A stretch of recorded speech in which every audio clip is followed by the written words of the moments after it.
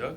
그러나 내가 만일 하나님의 손을 힘입어 귀신을 쫓아낸다면 하나님의 나라가 이미 너희에게 임하였느니라. 아멘. 예수님이 귀신을 힘입어서 귀신을 쫓아냈다 그랬죠. 예수님이 반문을 하면서 또 이어서 이렇게 말씀했어요. 그러나 너희가 했던 내가 바알세불을 힘입어 귀신을 쫓아낸다는 말은 논리적으로도 말이 안 된다. 그럼 남은 건 뭐죠? 귀신의 왕이 아니라 만왕의 왕 하나님이 능력을 주심으로 귀신을 쫓아낸 것이죠. 자, 그렇다면 이제 어떻게 할 거냐 이 말입니다. 너희 말이 틀린 걸로 증명이 됐고 남은 건 하나인데 하나님의 손이 하신 것인데 하나님의 손이 했다는 것은 곧 무엇이냐 하면 하나님의 나라에 임한 것이다. 그래서 이 사람이 깨끗해진 것이다. 이런 말씀입니다.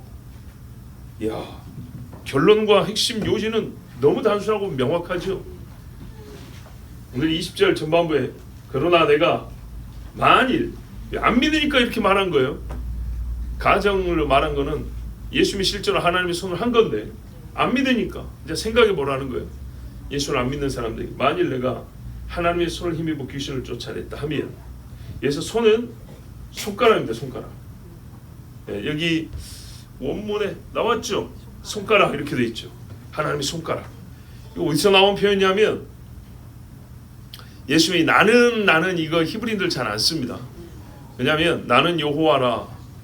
나는이라는 말은 이제 헬라어로 에고에이미 이런데 이 표현은 요한복음에 많이 나와 있어요. 예수님의 말씀이 많이 있죠. 요한복음에. 근데 이 표현 자체가 하나님이 자기를 가리켜 말씀할 때 쓰는 거의 뭐 하나님만 쓰는 전용 어구예요. 누가 나를 보냈다 하니까 나는 스스로 있는 자다. 나 여호와는 나는 이 표현이란 말이에요. 그래서 유대 사람들이 굉장히 조심하는 표현이에요. 근데 예수님은요 거침없이 써버렸어요. 그리고 썼을 때 보통 사람과 자기를 이렇게 구별했어요. 그렇죠? 나는 줄기고 너희는 가지고 나는 양의 목자고 너희는 양이고 그렇죠. 와, 그러면은 결국에는 나는 곧 하나님이다 이런 말이 되는 거예요. 자, 그런 것처럼 여기에 예수님이 구약 성경을 얼마나 잘 알았고 구약의 표현을 사용하여 본인이 누구인가를 어떤 일을 하고 있는가를 이 단어 하나로 가르쳐 주는데 손가락입니다. 하나님의 손가락을 믿어. 왜냐하면 출애굽기에 나와요. 출애굽기에 10가지 재앙을 지금 막 내리고 있는 중이죠. 애굽의 마술사들이 흉내 내다가 중간에 못합니다. 막 우박 때리고 어둠이 임하고 막 이러니까 메뚜기 그렇죠. 메뚜기가 쓸고 가고 막 이러니까 그때 애굽의 그 마술사 신하들이 바로에게 항복하자고 그러면서 하는 말이 이는 하나님의 손가락입니다 이렇게 말해요. 그때 나온 말입니다. 그러니까 여기 보세요. 손도 아니고 손가락 하나로 애굽이라는 당대 대제국이잖아요. 손가락만 살짝 꺾으니까 나라가 망하게 생겼어요. 또 어디에 나왔냐면 시내산에 있을 때 하나님이 돌판에다가 말씀을 써주시죠. 그때 어떻게 썼죠? 뭘로 썼죠? 하나님의 손가락 그랬습니다. 자, 하나님의 손가락이 하는 일이요. 세상에 증거를 내리기도 하고요. 즉 권능을 나타내기도 하고요. 말씀을 써주기도 합니다. 말씀을 우리에게 언약을. 이 두 가지 일에 하나님의 손가락이 출애굽기에 이미 쓰입니다. 자, 하나님의 손이요. 애굽에는 징벌이요. 이스라엘은 언약을 주시했었어요.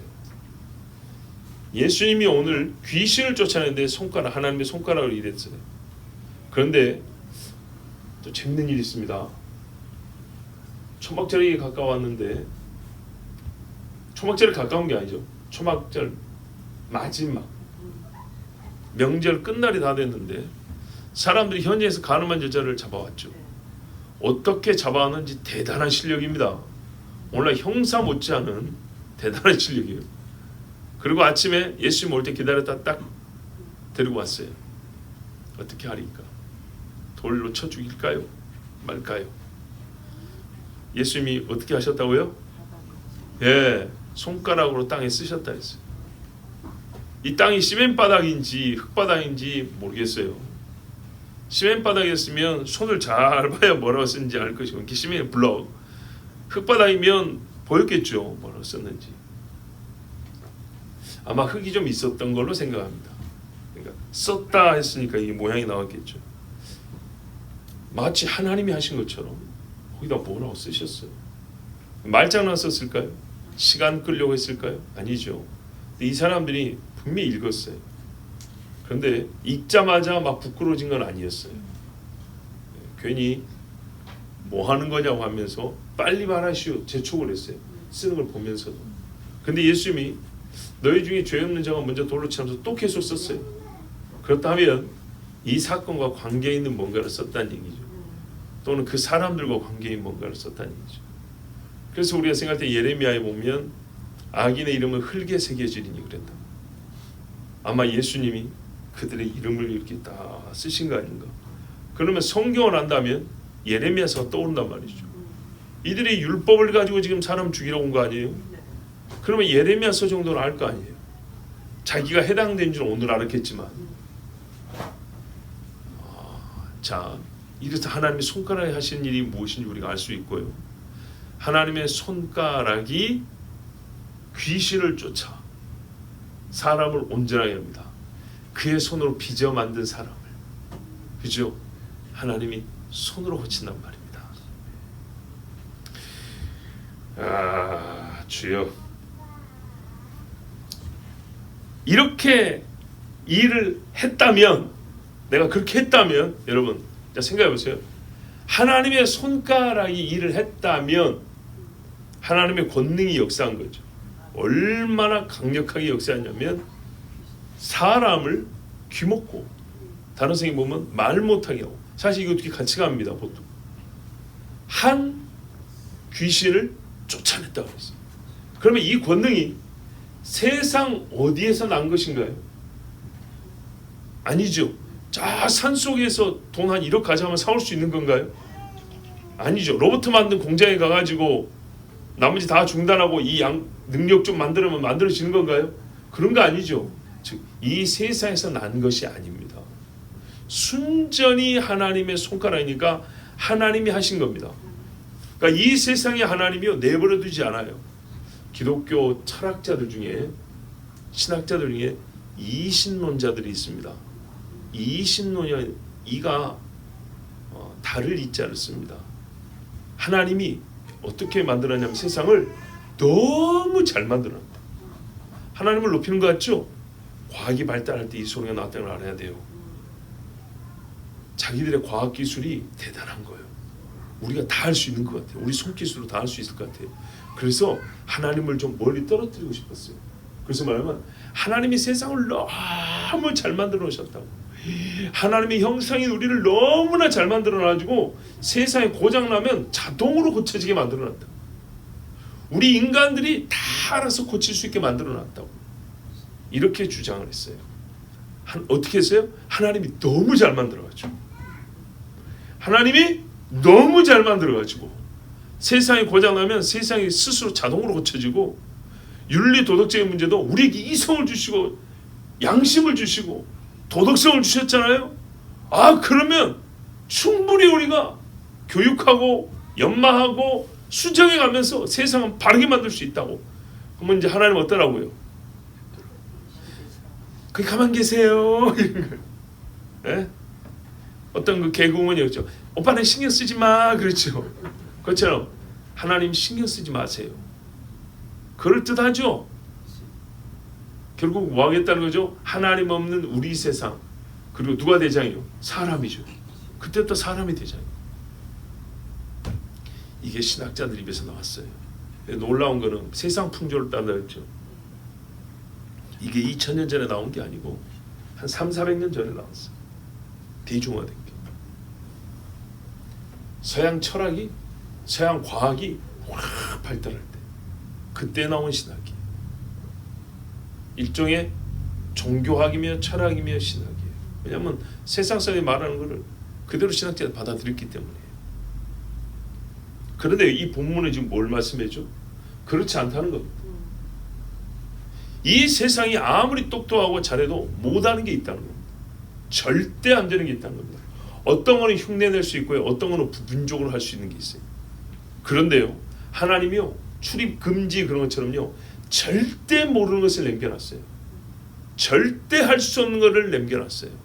사람으로 하여금 뭘 알게 하려고요? 그렇죠, 하나님이 계시다는 것과 그분의 권능을 알게 하려고. 이거는 능력의 차이만이 아니라 존재와 능력과 또한 우리 죄의 문제에 있어서도 제일 불가능한 게 죄의 해결이죠. 그래서 하나님이요, 너무나 당연한 것이지만서도 하나님을 알 수 있게 하는 방편으로 인간의 무지와 무능력을 사용합니다. 모른다는 거예요, 사람. 욥을 보세요. 하나님을 안다고 하는 사람들끼리 모였어요. 그런데 4명 다, 뭐 엘리후도 뭐 큰 차이는 없어요. 5명 다, 욥과 세 친구하고 엘리후까지 결국에는요, 하나님을 새롭게 알게 됐어요. 그 이전에 하나님 주신 계시가 보니까, 말하는 거 들어보니까 대단했어요. 그런데도 불구하고 모르는 게 있어요. 아주 깊은 데서 모르는 게 있어요. 사단의 깊은 것도 아직 몰랐어요. 이게 사탄과 관련있는지를 몰랐어요. 욥기서 읽을 때 욥과 친구들의 이야기에서 한 번도 등장하지 않는 게 사탄과의 관계성입니다. 그렇죠? 근데 사실 이 일은 하나님과 사단의 관계에서부터 시작된 일이었어요. 그죠?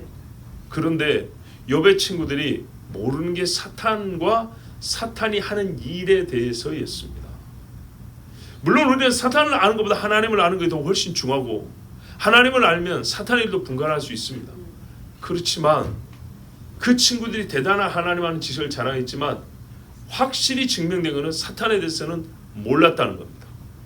그들의 대화에서 이 엄청난 권한에 대해서 우리가 요즘에는요, 욥을 우리가 읽으니까 뭐냐면 악의 문제에 대해서 사탄을 함께 생각합니다.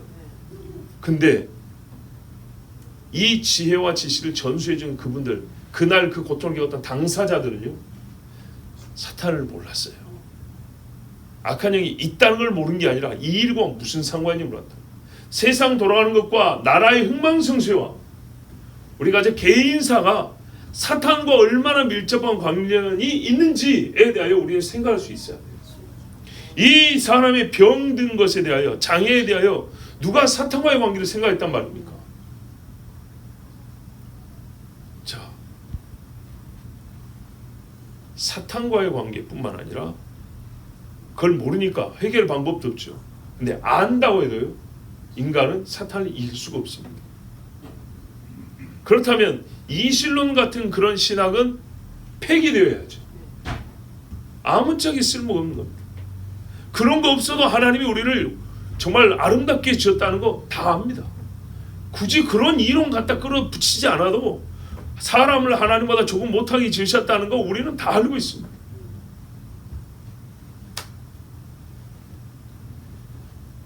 하나님은요, 우리를 귀하게 지으셨지만, 능력 있게 지으셨지만, 결코 하나님이 계시다는 것을 부정하게, 하나님의 능력을 모르게 그렇게 짓지는 않으셨어요. 알게 지으셨는데 역설적으로 알게 하는 방법이 우리의 무지였다 이 말입니다. 우리의 무능력. 그래서 오늘 하나님이 계시다는 지식을 얻게 되고 하나님이 능력이 있다라는 것을 경험하여 깨닫게 됩니다. 자, 우리가 다 모른다는 이 무지로 말미암아 다 알고 계신 하나님이 계시다는 거, 그죠? 우리가 할 수 없는 일이 있다는 말미암아 하실 수 있는 하나님이 계시다는 거.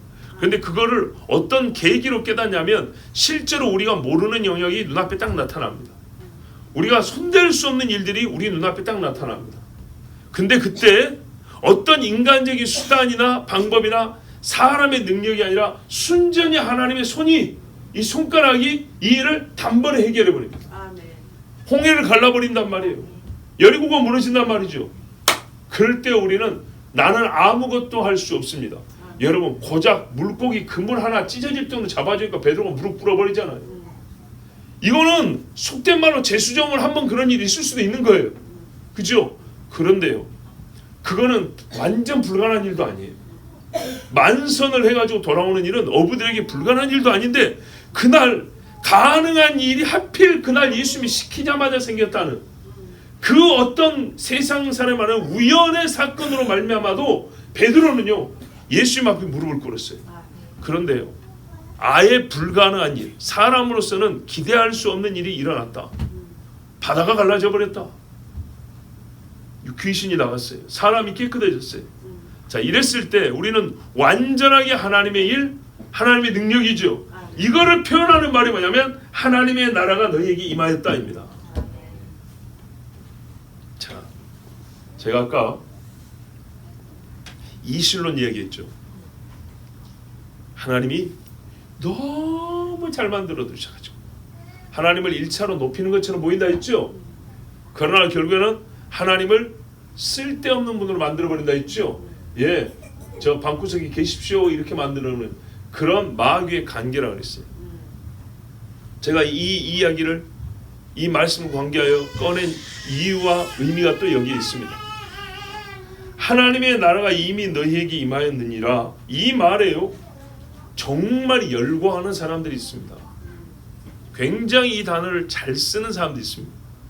저 신학교 가가지고 진짜 많이 들었어요. 우리 교수님들이 이 말을 잘 쓰더라고요. 그러니까는 신학생들에게 잘 통하는 용어예요.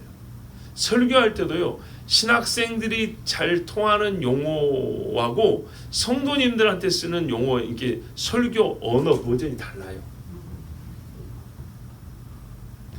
신학교에서 잘 쓰는 단어가 바로 이 하나님의 나라 말. 우리 옛날에 맞아 천국 그랬거든요. 신학교에서는 천국은 무식한 사람들이 쓰는 거 안 써요. 그런 말 안 써요. 천국이란 말. 하나님의 나라 그래요. 그러면서 하나님의 나라를요 굉장히 확대를 시켜놓습니다. 근데 확대시키는 게 뭐냐면 쓸데없는 데까지 확대를 시킵니다. 그래서 가만 들어보면 하나님 나라가 아닌 곳이 없는, 그러니까 하나님의 통치가 임하지 않는 곳이 없다 이런 뜻으로 시작한 것 같은데 결국에는요 흐리트리에서 저 하늘에 있는 진짜 하나님 나라에 대한 소망을 없애버립니다. 그런 식입니다. 아, 저 산업 현장에도 하나님의 나라, 저 타가수에도 하나님의 나라, 저 아프리카 르완다 저 고통 속에도 하나님의 나라가 이런 식으로 나가버리면, 그렇게 자꾸 딸려다니다 보면요 우리가 정말 내세의 소망이라는 것은 생각할 겨를이 없습니다. 이 땅에서 뭔가를 좀 괜찮게 개선하고 좀 나아지게 만들면 하나님의 나라가 임하는 거예요. 그리고 거기에 대해서는 대표적인 예로 드는, 근거로 드는 구절이 바로 이런 구절입니다. 귀신을 쫓아냈다, 이것도 잘 얘기 안 합니다. 뭐가 나옵니까? 눈을 뜨게 했다 이렇게 합니다. 안구 개한 수술을 하기 위하여 여러분 헌금하십시오. 여기에 하나님의 나라가 있습니다. 이렇게 나가버리면요 좋은 일 하지 않은데 안 할 사람이 어디 있으며 반대할 사람이 어디 있으며 그걸 하나님의 나라라고 같이 부여를 해버리면 뭔가 조금 어색하긴 하지만 딱히 또 아니라고 말하기도 그렇고 그렇죠. 근데 그렇게 많이 말하는 사람들에게는 진짜 자기 죽음이 눈앞에 오고 죽은 후에 하나님 나라에 간다, 부활의 소망 약합니다. 진짜 약합니다. 여러분 감사하게도 하나님께서 우리 교회 10년 동안 장례를 치르지 않게 해주셨습니다. 인구 비율이나 사망자 수 비율로 볼 때 10년 동안 아무리 교회가 작아도 10년 동안 한 사람도 죽지 않았다는 것은 엄청난 은혜입니다. 또 10년 동안 혹시 중병에 걸려서 입원해 계신 분도 있습니까? 잠깐 갔다 오는 일이 있어도 10년 동안 그렇게 중병 걸려가지고 앓다가 뭐 지금도 앓고 있거나 돌아가시나 그런 분 없죠. 뭐 때가 되면 있을 수 있는 겁니다. 사람이 다 병들어 죽으니까. 그렇지만 얼마나 큰 하나님의 복인지 생각을 해보십시오. 농담이 아니고 제가 청년부 때 우리 교회 담임 목사님이 개인적으로 별로 존경할 게 없는 분이었지만 그분의 기도가 그래도 하나님이 들어주셨다고 생각하는 기도 하나 있다니까요. 진짜로 매 예배 마칠 때마다 안병이 엮여야 주셨고 다 좋아가지고 아멘 했다고요. 근데 진짜요 교회 다니는 동안 제가 6년 7년 다녔는데 한 사람도 암 걸린 사람 없었어요. 교회 100명 되는데 비율로 보면 한 명 정도 나올 수 있거든요. 장래도 없었어요. 그래서 대부분 장수하셨고, 참 그런 면에 있어서는 어쨌든 간에 우리가 기도하는 바에 대해서 하나님 그렇게 들어주신다는 생각이에요. 여러분, 저도 그렇게 기도합니다. 하나님 올해는 장래가 없어야 합니다. 또 올해도 없어야 합니다. 이렇게. 근데 영원히 살겠다는 말은 아닌데 그렇게 합니다. 근데 반대로 기도는 그러지만 생각은 해봅니다. 생각을 할 수 있잖아요. 만약에 장래가 나서 내가 장래 집례하러 갔다. 오늘 설교해야 한다. 여러분 어떻게 설교하시기를 기대합니까? 거꾸로 제가 죽었다 합시다. 그럼 여러분 그래도 목사 죽었다고 하고 오시겠죠? 그래가지고 누군가 대표로 기도한다 합시다. 어떤 기도를 하실 수 있을까? 아니면 목사 없으니까 전도사님 하든 장로님 하시든 누가 설교도 해야겠죠. 자, 그럴 때 어떻게 설교를 하시겠습니까? 제가 먼저 가면 여러분이 하셔야 됩니다. 반대로 여러분이 가시면 제가 또 해야 됩니다. 나의 일이기 때문에, 나의 해야 할 책임과 사명이기 때문에 상상은 미리 해봅니다. 누가 돌아가시면 누가 돌아가십니다. 누가 돌아가십니다. 한 번씩 생각이 돼요. 그럼 여러분이 한번 그 입장에 선다고 생각해 보세요. 어떻게 기도하고 어떻게 설교할 수 있을까? 무슨 말을 하면 좋을까 아니라 무슨 말이 합당한가? 그것은요, 오늘 이 시간에 우리가 하나님 앞에 서 있는 태도와 우리의 예배에서 결정이 납니다. 하나님의 나라가 이미 너에게면 하나님의 나라에 대한 우리의 생각에서 진짜 하나님의 나라에 갔을지 안 갔을지 딱 그 문 앞에 서는 그 시간에 하나님 나라를 주제로 놓고 말해야 되는 그 시간에 해야 할 말이 결정이 된다고요. 지금 이 하나님의 나라를 어떻게 듣느냐에 따라서 이 세상에 하나님의 나라, 오시는 하나님의 나라 등등해서 책들이 굉장히 많습니다. 뭐뭐와 하나님의 나라, 뭐 하나님의 나라. 신학생들이 보는 책들 중에 하나님의 나라 책이 무지하게 많습니다. 그런데 우리가 전통적으로 정말 주님의 재림과 그 이전에 우리가 죽어서 천국 간다와 주님 오시는 그 재림을 기다리고 진짜 만국의 심판이 있고 새로운 세상이 있다고 명확하게 말하는 책이 있냐? 별로 없어요. 그런 책은 팔리지도 않아요. 성경과 다른 이야기 할수록 인기가 좋습니다. 여러분 최근에 저기 고 오카노 목사님의 아들이 헛소리를 하고 있죠. 와, 어마어마하더만요. 진짜 히스기 아들 므낫세 보는 것 같습니다. 아무리 그래도 자기 아버지 얼굴이 진짜 똥칠해 먹칠해 뺑키칠해 별걸 다 하더만요. 그럴 수가 있나? 근데 성경이 그래서 맞는 겁니다. 사무엘의 자식들은 베일리알의 자식들이요. 히스기야인데 므낫세가 나오고 그런 사람들 하나님의 나라 이 말씀 어떻게 해석할까요? 자 보세요. 이 말씀을 하나님의 나라에 임하였느니라 그랬죠. 이미 임하였느니라 그랬으니까요. 종말에 있을 하나님의 나라를 없다고 딱 단정짓는 사람도 있어요. 그리고 지금 여기서 일어났다는 그죠.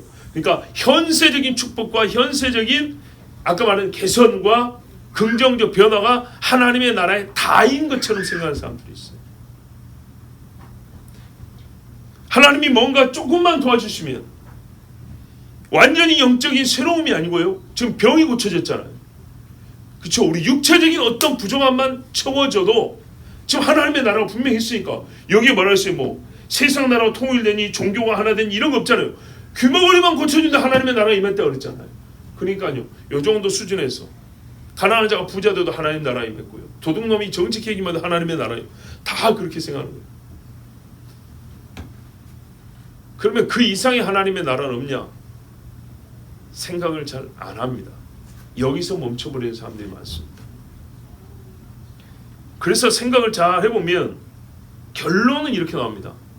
종말에 임한 하나님의 나라를 원하지 않습니다. 여러분 우리도 알고 있고 믿는다 하면서도 막상 종말이라는 단어 쉽게 꺼내기 힘들죠. 심판이라는 말 꺼내기 힘들죠. 믿으면서도 왜 꺼내기 힘든가요? 그 자체 무섭습니다. 그런데요, 이 사람들의 의도와 주장에 대하여 그들의 무지와 불신과 거짓을 한 방에 폭로할 수 있는 물음이 하나 있어요. 이걸 보고 하나님의 나라 다 임했다 그랬죠. 이런 일에서 멈춘다 그랬죠. 당신들 그러면 당신이 귀신 쫓아낼 수 있어? 없잖아요. 그죠? 지금 없잖아요. 이 하나님의 나라는 거. 2000년 전에 예수님이 이 한 사람 쫓아내서 하나님의 나라 임하고 지금 2000년 내내 귀신이 그만 한 번도 사람을 병들게 한 적도 없고 죽인 일도 없고 그렇습니까? 훨씬 더 사탄의 역사는 강력해지고 있죠. 아니 이미 임했다면서. 그러면 최소한 당신들이 예수님으로 막 귀신도 쫓아내고 병든 자도 일으키고 그렇죠? 미쳐가지고 정신 온전하게 만들고 이런 일로 세상을 가득하게 해서 막 이게 하나님의 나라면 막 네가 할 수 있냐 그랬더니 할 수 있대요 못한대요? 못한대요. 그냥 해석을 그렇게 해서 간주하는 거예요. 간주. 하나님의 나라 임한 걸로 마음 편하게. 왜요? 주님 다시 오실 때 요한계시록 보면 보통 무서운 게 아니거든요. 본인들의 거짓말이 드러난단 말이죠. 그러면 여기서 이미 하나님의 나라가 임했다 하면 그 뒤로 뭐가 없어야 돼요? 규모그리도 없어야 되고 귀신이 사람을 해코지 하는 일도 없어야 되고 그래야 될 거 아닙니까? 거기 있더라도 당신들이 계속해서 고칠 수 있어야 될 거 아닙니까? 족족. 그렇게 합니까? 할 수 있습니까? 그렇게 됐나요? 아니죠. 뭔 말인지 논리가 이해가 안 돼요.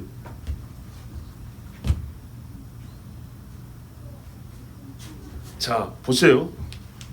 하나님의 나라는 결과예요. 전제 조건이 뭐냐면 귀신이 쫓겨났다는 거예요. 하나님의 손으로. 하나님의 손으로 귀신 쫓겨났다면 하나님의 나라에 임했다는 거예요. 근데 지금 어쩌냐고요. 지금 여전히 귀신 든 자가 있고 귀머리 된 자가 있고 안진병이 있고 태어나면서부터 식도도 없이 태어난 사람도 있고 귀신 섬기는 종교는 세상에 가득 차 있고 서로 피에 피를 잇대고 있고 그러고 있지요. 자, 그런데 이게 하나님의 나라 할 수 있냐 이 말이죠. 그런데 이 구절에 이미 임했다 했으니까 얼마나 믿음이 좋은지 나라가 임했다고요. 그러면 여기서 예수님이 하나님의 손이 귀신을 쫓아내서 결과로 하나님의 나라가 임했으니까 그러면 지금 만약에 결과를 주장을 하면 너희가 하나님의 손을 끌어당겨서 지금 귀신이라도 쫓아내냐 그 말이죠. 예수님께서 너희가 나보다 큰 일도 한다 그랬는데 과연 하냐 할 때 예수님의 예자와도 상관없는 예수님의 예자를 붙일 만한 일도 하지 못하는 주제에 하나님의 나라가 이미 임했으니까 더 구할 것도 없고 기다릴 것도 없고 왔는데 왜 그 나라를 잡고 소망하고 막 이렇게 기다린다는 식으로 주님이 구름 타고 온다는 이상한 소리 하냐 이렇게 주장한다는 거예요. 이미 우리 안에 있기 때문에 우리가 여기서 잘 개발하면 되는 것이지. 받은 IQ를 공부 많이 하면서 똑똑히 만들면 되는 것이지. 이런 것처럼 가지고 있는 근육 훈련 더해서 힘을 더 세게 하면 되는 것이지. 전적으로 주님이 깨뜨리고 구름 가르고 임하시는 그런 하나님의 나라가 필요 없다고 말한다 이 말입니다.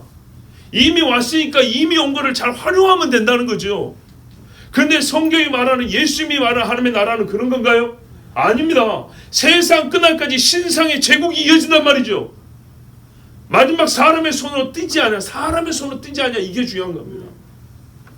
사람의 손으로 떼지 아니한 돌이 와서 만들어온 인간의 제국, 사탄의 제국을 그 맨 마지막을 친다 그럴 거예요. 맨 마지막 발을 친다 그랬어요. 그랬더니 저 위에 머리로부터 와르르 한꺼번에 무너진다 그랬어요.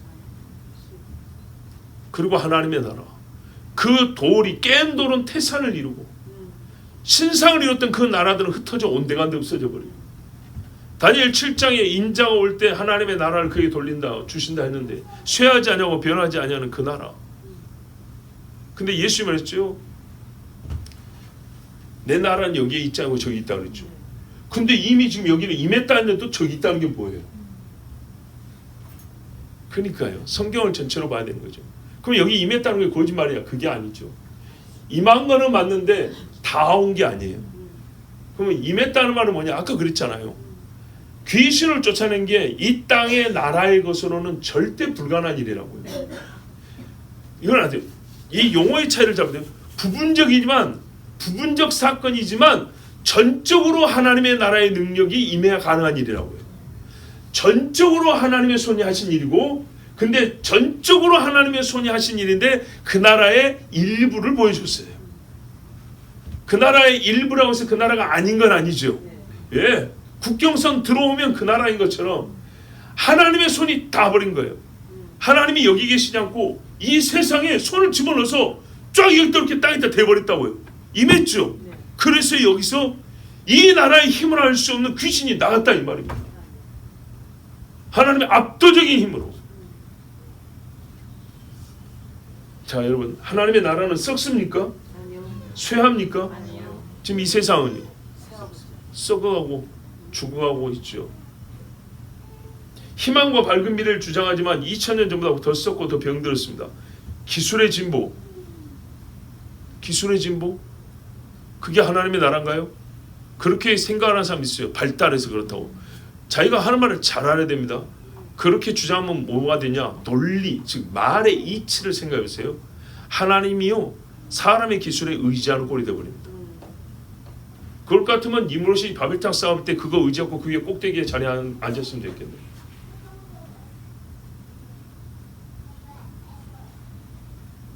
그리고 이런 식의 주장에는요, 필연적으로 빠지는 게 있어요. 뭐가 빠지냐면 인간의 죄의 문제가 빠집니다. 부족분을 채우는 게 아니고요, 죄는요, 충만한 사망을 제거하는 거거든요. 충만한 사망을 제거하고 존재하지 않은 의로 가득 채우는 게, 이게 구원이고요. 이게 하나님 나라인데, 육체로 나타나는 이 약간의 원리적으로 같은, 그러니까 육체의 연약함을, 악을 제거하고 연약함을 채우는, 근데 이게 영적으로 일어난단 말이죠. 죄가 제거되고 하나님의 의로 충만해지고, 근데 이 영적인 부분을 제거하고 육적인 부분에서만 보는 거예요.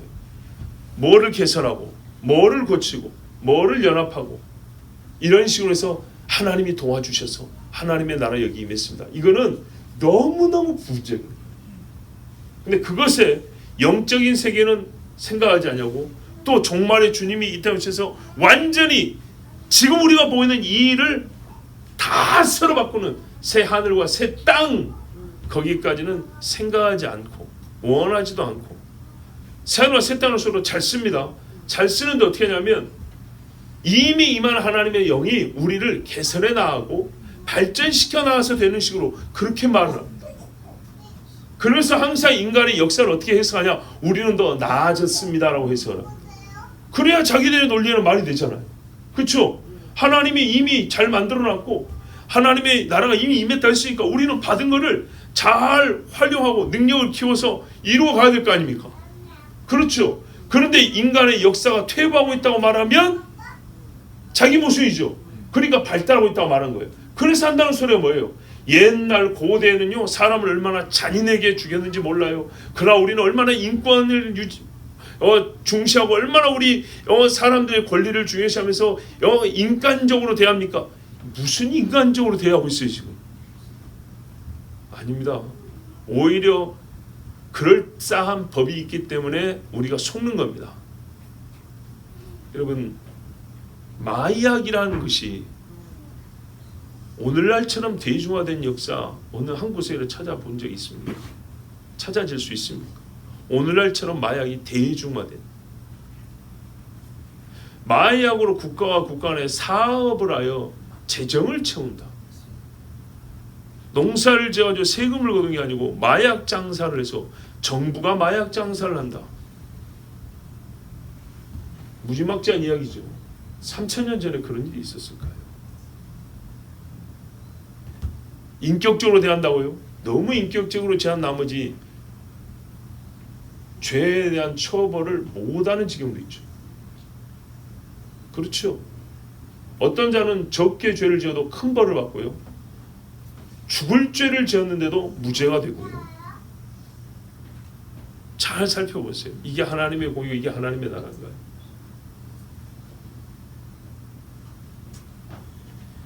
죄인의 구원이 들어있지 않습니다.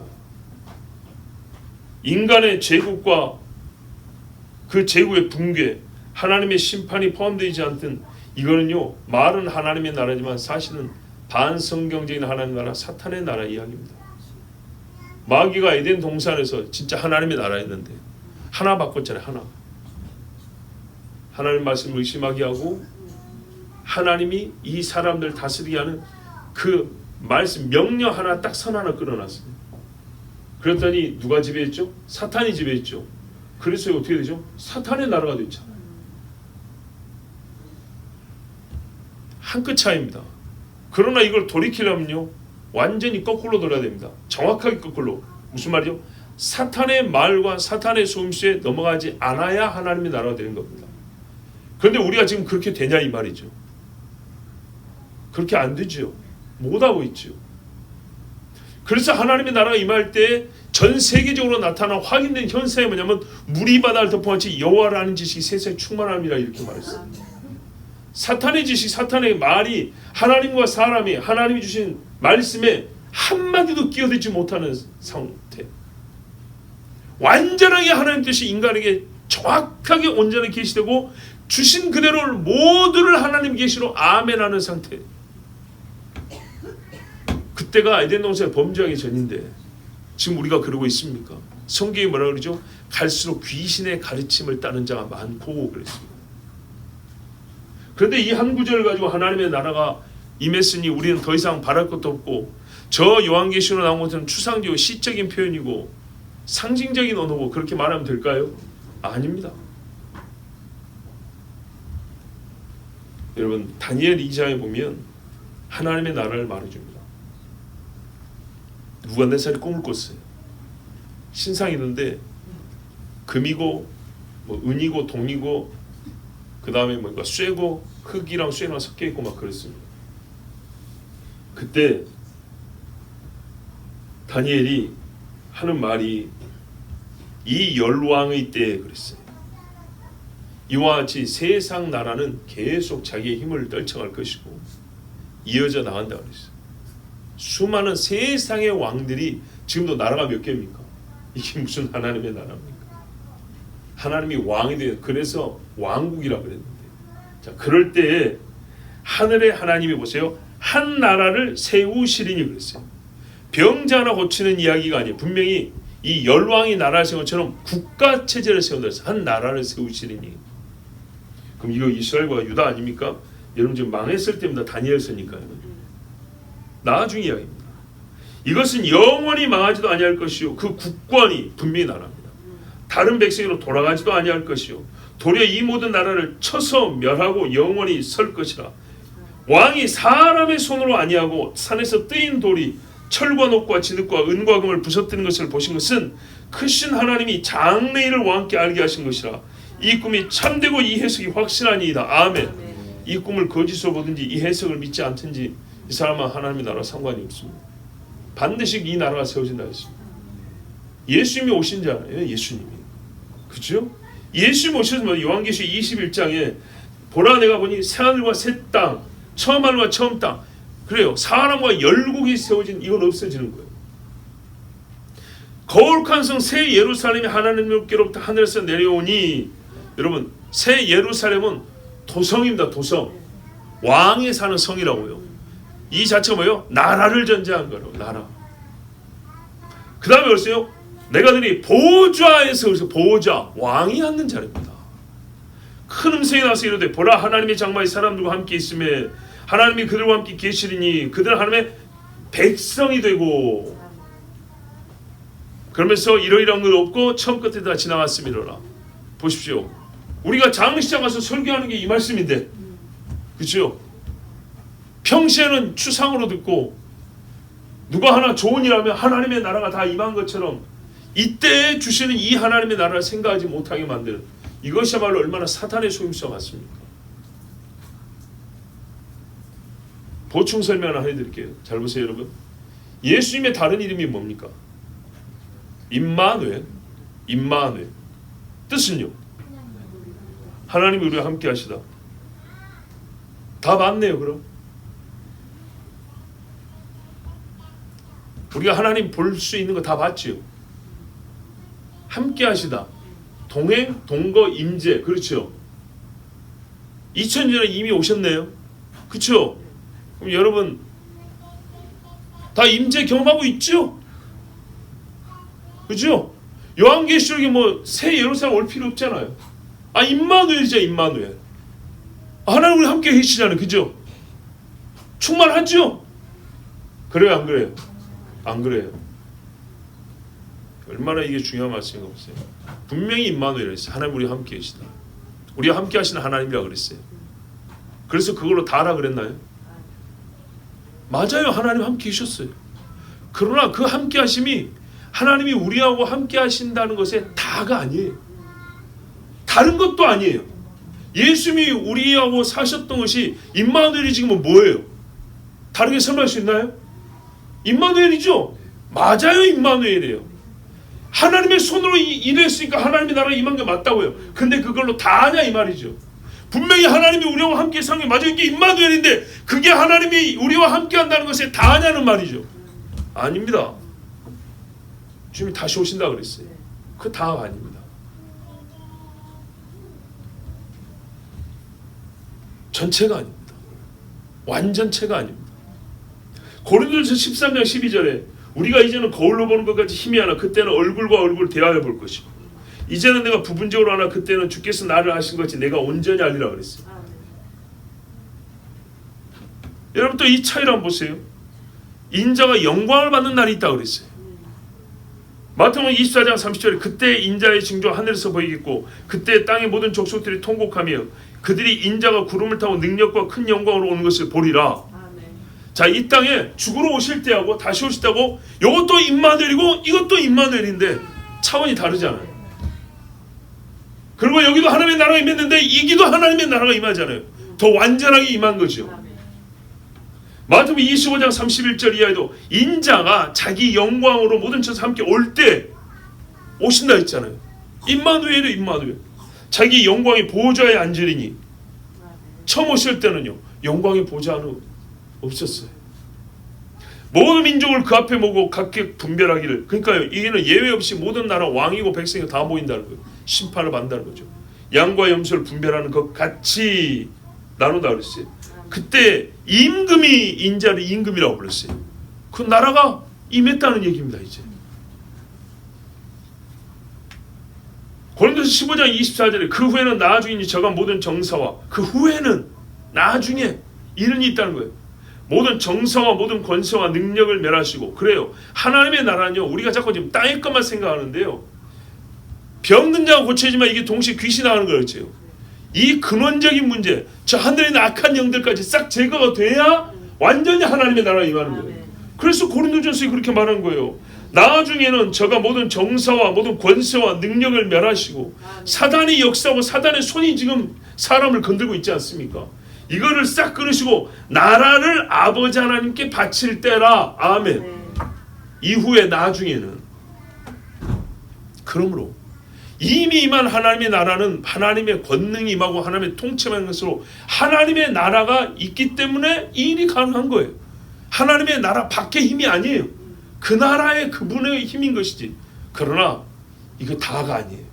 그런데 이걸 다로 생각하는 사람은 장래 이 뒤에 말씀들을 읽을 수가 없고 이걸 다라고 생각하는 건 눈에 보이는 현상과 육체적이고 물리적인 어떤 개선을 하나님의 나라라고 간주하고 그것으로 복음이라고 생각하는 경우 있는 거예요. 그걸 바꾸면 사회복음화가 되는 거예요. 이제.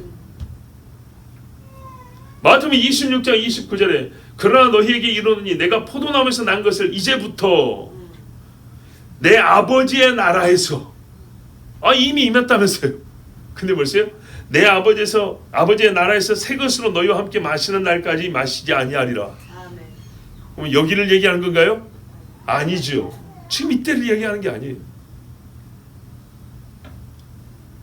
점진적으로 우리가 그 나라의 부분적인 것도 이 땅에서 우리가 경험하고요. 아멘. 결정적인 나라의 임함은 완전한 임함은 주님 재림 때입니다. 아멘. 이 땅에서 우리가 예수 믿을 때 봐보세요. 귀신 쫓는 것뿐만 아니라 생각해 볼 거는 누군가 불신자였는데 예수를 믿게 됐어요. 그러면 성령이 역사하신 거죠. 그 나라의 왕이 역사한 거잖아요. 하나님의 나라. 그래서 하나님의 나라 임한 겁니다. 그것도. 그러나 성경에 보면 그것이 다가 아니라는 것을 성경 스스로 보여줍니다. 어떻게 되어 있냐면 사도행전 8장에 보면 사마리아에서 일어난 일 중에 빌립에 와서 복음을 전했더니 믿었어요. 자, 믿은 것은 태산을 옮기는 것보다 어렵습니다. 산적으로 다이나마이트 폭발시키고 하고 밀어버리면 없어져요. 근데 믿음이라는 건요 그렇게 되는 게 아니거든요. 물리적인 다이나마이트로 되는 게 아니고 성령이 깨뜨려야 되는 거예요. 하나님 나라가 임했어요. 병고침보다 영혼이 구원받는 게 훨씬 큰 일이죠. 하나님 나라가 임했어요. 근데 그 다음에 어떻게 합니까? 세례를 받아요. 아, 이미 끝났는데 뭘 세례까지 받아요? 근데 세례 받는다면 어떻게 해요? 너희가 성령으로 안수를 받았냐? 성령으로 세례, 그것도 뭐요? 모릅니다. 아직 그랬어요. 아니 이미 하나님의 나라에 임했는데 더 받으라 그래요. 그래서 사도가 안수했더니 성령 세례를 받고 방언하며 예언하며 막 그랬어요. 그럼 어떻게 해요? 끝난 하나님의 나라가 아니라 점진적으로 더 강화되고 있죠. 그 나라를 더 많이 체험하는 것이죠. 맞습니까? 그래요. 빌립보서에도 보니까 3장에 아주 놀라운 말씀이 있어요. 바울이요 사모하는 게 있대요. 아직 자기가 잘 몰라서. 바울 같은 사람이 이 깊고 놀라운 복음, 유대인의 구원 문제까지 싹 모든 진리를 섭렵하여 우리에게 다 가르쳐주는 그 사람도 아직 모르는 게 있고 구하는 바가 있다. 그게 뭐냐? 들어보면 별거 아니에요. 우리 너무 잘하는 거예요. 우리도 다 아는 거예요. 내가 그리스도와 그 부활의 권능과 그 고난의 참여함을 알고자 해요. 아니 이걸 몰라야지? 알지만 다 모르는 거예요. 그렇죠? 그래요 여러분. 예수님을 알지요. 알지만 우리 다 몰라요. 구원요 알아요. 그런데요 다 몰라요. 욥이 하나님에 관하여 말한 거 맞는 말 많았어요. 다 몰라요. 우리가 바라는 건요 그렇다니까. 이 땅에 하나님의 권능이 임하는 게 있어요. 다 임하지 않았어요. 아직 받을 게 많아요. 그러니까 자라가라 그랬어요. 배우고 연마한다고. 이거 어떻게 가능하 했더니 그의 죽으심을 본받아 어떻게 해서든지 죽은 자 가운데서 부활에 이르리 하노니. 죽으심을 본받아까지 신앙생활 하는 사람은 많이 없습니다. 내가 이미 얻었다 함도 아니요 온전히 이루었다 함도 아니라 바울이 3번 파선당하고 돌에 맞아 죽을 뻔하고 채찍에 맞은 그 사람이 뭐란다고요? 죽으심을 본받아. 당신 정도 되면 이미 죽은 거 아니요? 그래도 아직 아니랬잖아요. 그런데 우리는 이 한 구절 보고 아 하나님의 나라가 딱 뭘 대단한다고. 하나님의 나라가 그게 막 이렇게 폼잡으면 하나님의 나라를 아는 거가 되고 하나님의 나라를 경험한 자가 되나요? 근데요 이런 사람은 폼생폼사라고 학자의 권위가 있고 강단에서 딱 폼잡으면 학생들은 잘 넘어갑니다. 형제들아 나는 아직 내가 잡은 줄로 여기지 아니하고 오직 한 일 즉 뒤에 있는 것은 잊어버리고 앞에 있는 것을 잡으려고 표를 향하여 그리스도 예수 안에서 하나님이 위에서 부르신 부름의 상을 위하여 달려가노라. 2번 나와요. 오직 내가 그리스도 예수께 잡힌 받은 그것을 잡으려고 달려가노라 그랬어요. 그 나라가 올 때 주께서 나에게 생명의 멸류관을 예배해 주셨다 했잖아요. 진짜 하나님의 나라를 기다리는 사람이 이렇게 달랐어요. 만일 아까 제가 설명한 것 같은 그런 하나님의 나라를 주장하는 사람 같으면 바울은요 하나님의 나라를 알지 못한다고 해야 되는 거예요. 여러분 하나님께서 그의 나라를 다스리는 방식이 있어요. 그게 지금 여기 귀신을 나가라는데 이 방식이에요. 악을 떠나버리고요 부정을 제거하고요 그 방식 그대로 다스리는데 귀신이 예수님을 쫓겨날 때는요 하나님이 하나님 나라를 다스리는 영적 원리와 영적 방식이 실제가 된 거예요. 일어난 사건뿐만 아니라 진짜 있음이 된 거예요. 있음. 사탄과 사람이 이를 막지 못하고 변질시키지 못하고 하나님이요 직격하여 쳐서 행하신 아무도 막지 못해. 실제로 그 나라를 다스리는 손이 지금 여기서 일하신 거예요. 그렇다면 이를 하나님의 나라라고 부르는 것은 맞는 겁니다. 뭐 다른 말로 뭘 부르겠습니까? 그러나 중요한 건요 이것이 다가 아니라는 겁니다. 전체가 아니에요. 천국도요, 예수님이 우리에게 부분을 가르치는데도요, 그 부분도 몇 가지 비유로 나눠서 가르쳐줬어요. 우리는 인간의 한계를 갖고 있어서 그날에 가보지 않는 이상 여기서 배우는 것은 극히 부분적일 수밖에 없습니다. 이미 왔으나 아직 다 오지 않은 하나님의 나라라는 것을 인정해야 합니다. 단도직 입절 말해서 21절, 22절 우리 한번 읽어볼까요? 오늘 20절에서 끝내려고 하는데 여기까지만 읽어보겠습니다. 21, 2절 시작. 강한 자가 무장을 하고 자기 집을 지킬 때에는 그 소유가 안전하되 더 강한 자가 와서 그를 굴복시킬 때에는 그가 믿던 무장을 빼앗고 그의 재물을 나누느니라. 아멘. 오늘 있었던 일이 이겁니다. 바로 단도직 입절로 말하면 딱 여기까지 임한 하나님의 나라입니다. 오늘은 하나님의 나라를 여기까지 보여주신 거예요. 근데 여기까지 요 일이 하나님의 나라가 아니면 불가능한 일이에요. 더 강한 자인 하나님이 압도하는 권능, 사탄이라 할지라도 하나님의 손에 의해 제압되고 물러날 수밖에 없는 그분의 통치 아래에 있는 존재라는 게 드러났어요. 통치 아래니까요. 통치는 나라를 다스리는 거잖아요. 하나님의 나라 권세와 질서 안에 사탄은 한참 아래에 있습니다. 한참이라는 게 아니고 불가합니다. 하나님을 대지하는 것이. 그 나라에 감히 고개를 쳐들 수가 없습니다.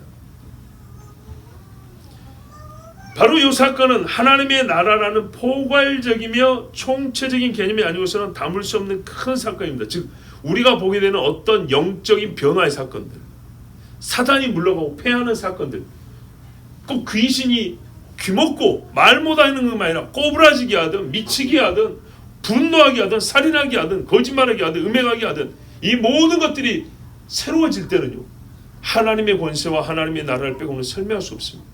그래서 이런 영적인 사건을 포괄적으로 말할 때는 하나님의 나라가 임했다고 말하는 것이 맞는 겁니다. 하나님의 나라가 온전히 이루어진 것도 아니지만 이 정도도요 사탄의 지배를 벗겨낼 수가 있어요. 귀신에 사로잡으면 충분히 끊어낼 수가 있어요. 자, 오늘 요한복음의 말씀으로 오늘 설교의 결론, 오늘 말씀이 결론이 됩니다. 요한복음 10장 16절 이하에 또 이 우리에 들지 아니한 다른 양들이 내게 있어 내가 인도해야 할 터이니, 자, 예수님이 목자라 그러잖아요. 그들도 내 음성을 듣고 한 무리가 되어 한 목자에게 있으리라.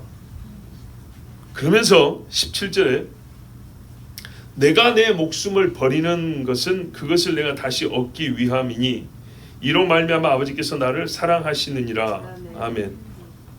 더 읽을 건데요. 저번에 예수님의 지옥에 내려가심 이야기했죠. 그가 올라오시는 이야기까지 했는데 요 17절이 굉장히 통찰을 줍니다.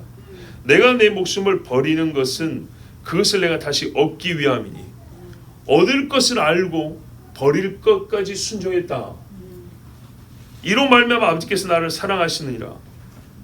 본래 사랑하시지만은 종의 순종에 대하여 하나님이 더 사랑하는 거죠. 그래서 예수님 들으세요. 내 계명을 지키는 자는 나를 사랑하고 나도 그를 사랑하고 이렇게 말씀했죠.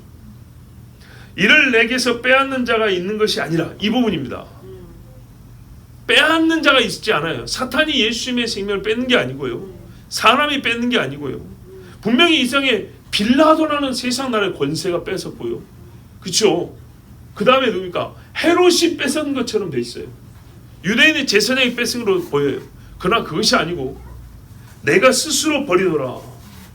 나는 버릴 권세도 있고 다시 얻을 권세도 있으니 내가 왕이라는 거죠. 예수님의 죽고 삶이 사람의 눈에 보기에는 세상 권세에 지는 것이고 세상 나라에 패하는 것인데, 그것이 내가 내어주어서 그렇게 된 것이지. 그래서 잡으러 온 사람들이 그랬잖아요. 베드로야, 칼 집어넣어라. 내가 12형이나 되는 더 이 천군들을 불러다가 저것들 다 없앨 수 있다. 그러나 그렇게 하면 이렇게 되리라는 하나님의 말씀이 어떻게 이루어지겠냐. 하나님의 나라를 이루기 위해서 하나님의 나라 권세를 지금 어떻게 해요? 쓰지 않은 것이면서 동시에 쓰는 거예요. 쓰지 않은 건 천국을 안 부른 거지만 썼다는 거는요, 스스로 내가 저들이 잡으려고 잡을 수 있는 분이 아니잖아요. 내가 그 권세로 나를 잡으려고 내주니까 잡을 수 있었다는 겁니다. 이 계명은 내 아버지께서 받아노라 하시니라. 이 말씀으로 말미암아 유대인 중에 다시 분쟁이 일어나니 그 중에 많은 사람이 말하되 그가 귀신 들려 미쳤거늘 어찌하여 그 말을 듣느냐 하며 어떤 사람은 말하되, 보세요, 이 말은 귀신 들린 자의 말이 아니라 귀신이 맹인의 눈을 뜨게 할 수 있느냐 하더라. 아멘. 본인들이 고백하죠? 그래요. 귀신이 맹인의 눈을 뜨게 할 수 없어요.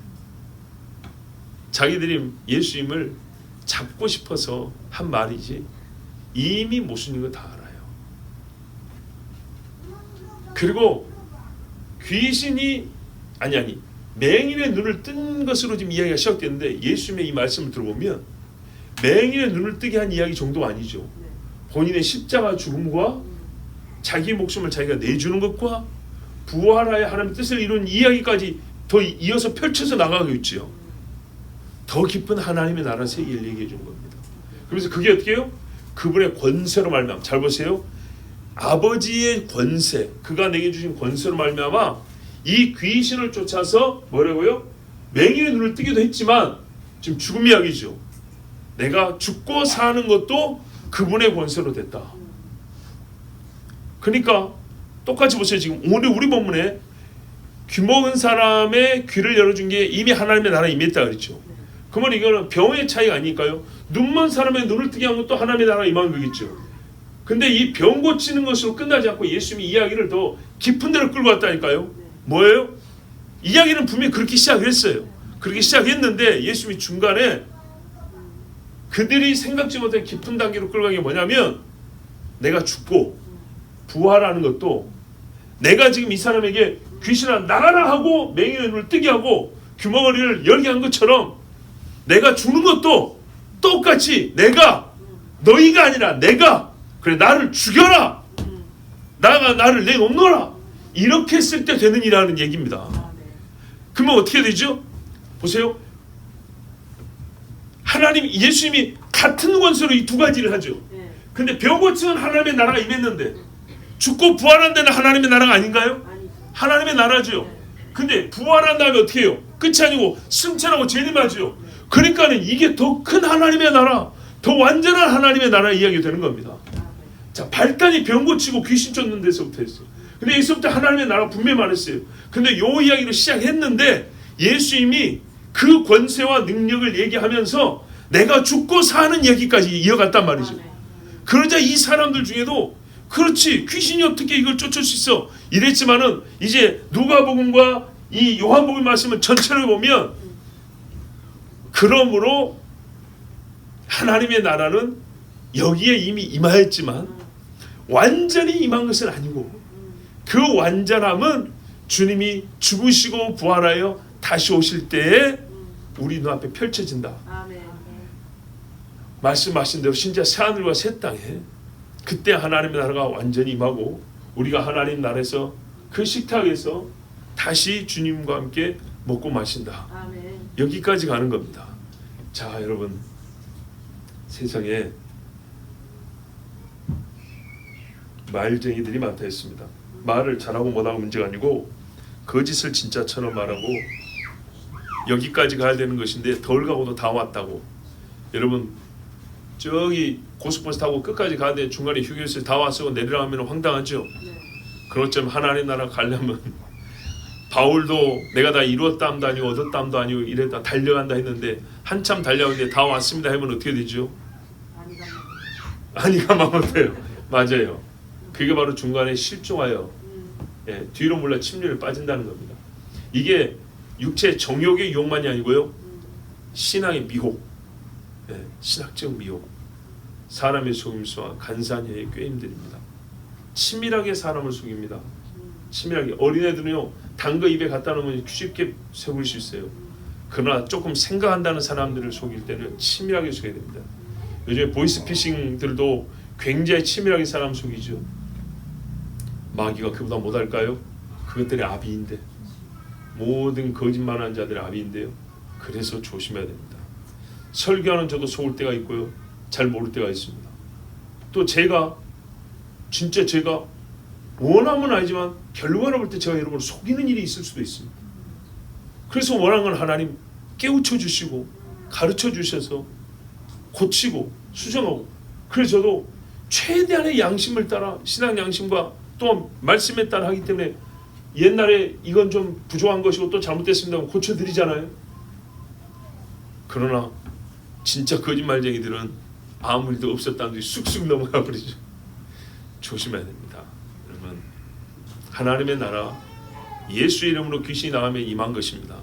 그러나 거기서 멈춰버리면 주님 다시 오심과 새하늘과 새 땅과 의인과 악인에 대한 심판, 하나님의 나중 일은 다 부정하게 되어버립니다.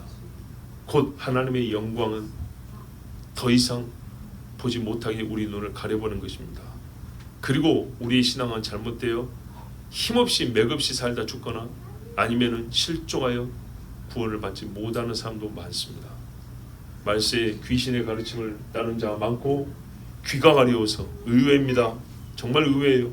육체의 정욕, 피부의 감각만이 아니고 귀가 가려워서 듣고자 하는 소리가 무지무지하게 많기 때문에 마귀가 절호의 찬스를 얻어서 수많은 사람을 죄악으로 끌고 간다 했습니다. 그 생각에 범죄하며 사상의 잘못이요 미혹된 마음으로 하나님을 멀리하게 합니다. 그러므로 여러분 잘 들으시고, 정말로 하나님이 말씀하신 대로 이 땅에 사는 동안 예수 이름으로 주님의 손가락이 역사한 것을 보시고 하나님의 나라가 있구나 경험도 하시고, 그리고 그 나라의 완전함을 소망하며 우리가 큰 소망을 가지고 또한 주님 나라 바라보며 나가길 바랍니다. 우리 같이 기도하겠습니다. 오늘 우리 하나님께서 우리를 사랑하시고 도우시고 인도해 주심에 감사합니다. 여러분, 먼저는 우리 개인, 교회, 나라에 하나님의 나라가 임하기를 우리 같이 기도합니다. 완전한 그 나라를 소망하는 신앙을 주시옵소서. 이 땅에서 뭐가 좀 개선되면 다 이루어진 것이고 저것만 바뀌면 괜찮은데 요것만 좀 나아지면 우리가 살만한데 그 정도는 아닙니다. 그것은 세상의 철학자들도 정치인들도 했던 것입니다. 그러나 예수님이 하시고자 했던 것은 그것이 아닙니다. 인간이 만든 가짜 하나님 나라에 속지 않게 하여 주시고 이론에 불과한 치밀한 관계에 속지 않게 하여 주시옵소서. 정말로 아버지, 그래 다다가 아니고 진짜로 예수 이름으로 귀신은 나가야 되는 것이고, 예수 이름으로 우리가 아버지 이 땅의 거짓말을 이겨내야 되는 것이고, 예수 그리스도가 오시는 나라를 우리가 진짜 우리 눈으로 봐야 되는 것입니다. 너희 고기를 들라 너희 숙녀에 가까우니라 말씀하셨습니다. 그리고 이 땅의 천체의 증인과 긴과 환란과 전쟁이 있다 했습니다. 진짜 하나님의 나라를 소망할 때가 지금입니다. 가장 어두울 때 주여 우리의 눈을 여사 하나님의 나라를 보게 하여 주시옵소서. 우리 주여 몸으로